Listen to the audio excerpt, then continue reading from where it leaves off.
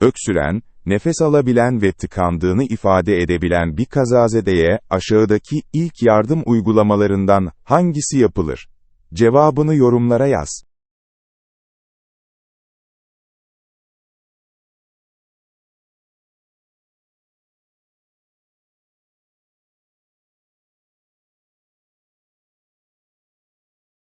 Doğru cevap, A şıkkı, kazazedeye dokunulmadan öksürmeye teşvik edilir. Öksüren ve nefes alabilen bir kazazede, hava yolunun tamamen tıkanmadığını gösterir. Bu durumda, kazazedeye dokunmadan öksürmeye teşvik etmek, tıkanıklığın doğal yollarla giderilmesine yardımcı olur.